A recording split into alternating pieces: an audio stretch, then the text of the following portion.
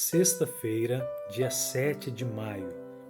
1 Pedro 2,9. Vocês, porém, são geração eleita, sacerdócio real, nação santa, povo de propriedade exclusiva de Deus, a fim de proclamar as virtudes daquele que vos chamou das trevas para a sua maravilhosa luz.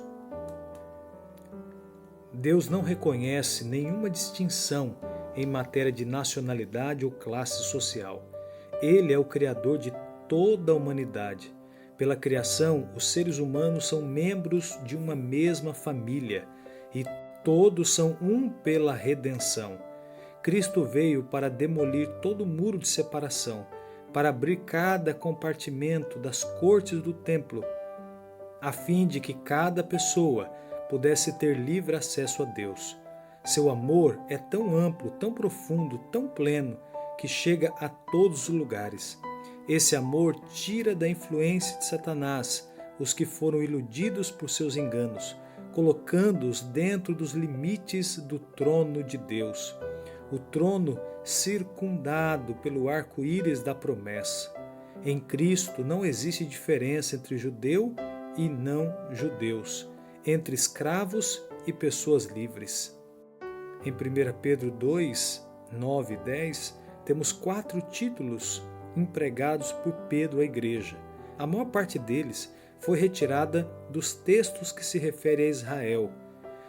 O que esses títulos enfatizam sobre o relacionamento da igreja com Deus?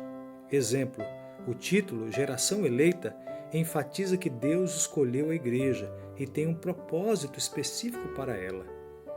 Esse fiel remanescente do tempo do fim se tornará testemunha de Deus entre todas as nações e incluirá também os não-israelitas, pois não levará em consideração a sua origem étnica.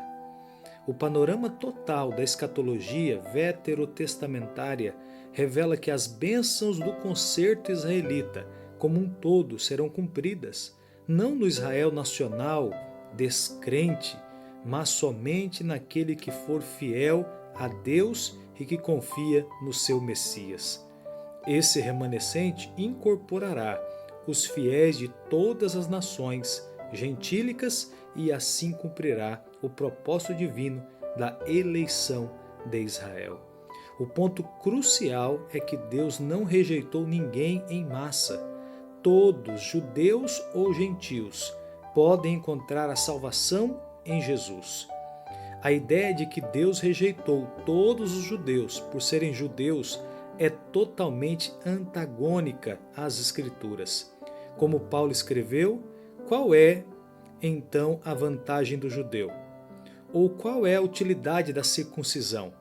Muita, sobre todos os aspectos, principalmente porque os judeus foram confiados os oráculos de Deus.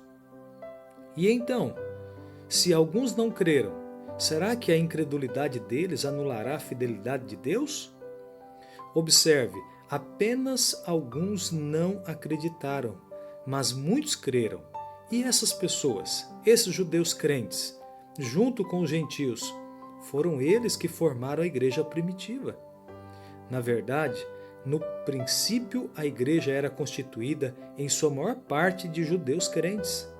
Deus não rejeitou ninguém em massa, como um grupo, porque a salvação nunca ocorre em massa.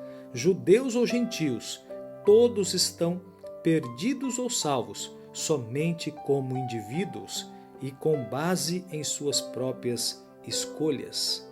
O resumo da lição é que o verdadeiro Israel, antes e depois da cruz, é o Israel da fé, que vive em um relacionamento espiritual e de aliança com Deus e atua como seu representante.